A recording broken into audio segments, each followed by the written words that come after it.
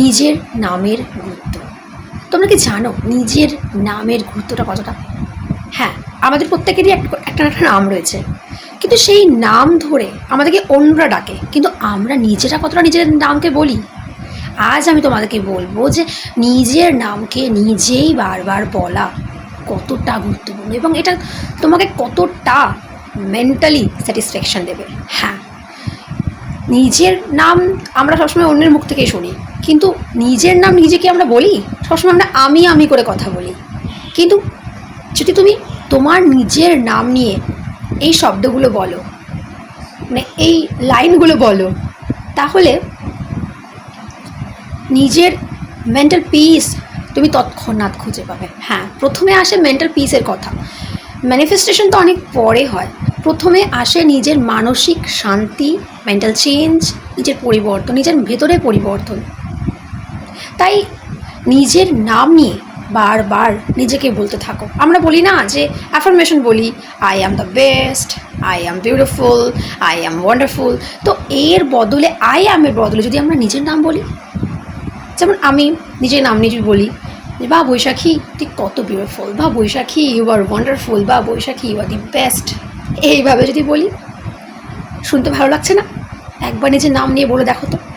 নিজের নাম নিয়ে বারবার নিজের ম্যানিফেস্টেশনে কথা বলতে পারো, নিজের স্বপ্নে কথা বলতে পারো। যে যে অ্যাফার্মেশনগুলো তুমি বলো রোজ, সেগুলো নিজের নাম নিয়ে বলতে হবে। এটাই হচ্ছে আসল কথা, যেন প্রত্যেকটা লাইনে নিজের নাম থাকে। নিজের নাম নিয়ে এটা এক ধরনের নিজের নাম জপ বলতে পারো। আজকাল নাম জপের খুব ট্রেন্ড উঠেছে। অ্যাকচুয়ালি এটা ট্রেন্ড এখন উঠেছে, কিন্তু নাম জপ চলে আসছে বহুদিন থেকে। তো এটা নিজের নামের জপ, নিজের নামকে বারবার বলা। যখন তুমি বলবে নিজের নামটাকে, যখন তুমি বলছো, তোমার ব্রেন কিন্তু অ্যালার্ট হয়ে যাচ্ছে, ব্রেন কিন্তু অ্যাক্টিভ হয়ে যাচ্ছে যে হ্যাঁ তুমি সজাগ হয়ে যাচ্ছ, তুমি সচেতন হয়ে যাচ্ছ।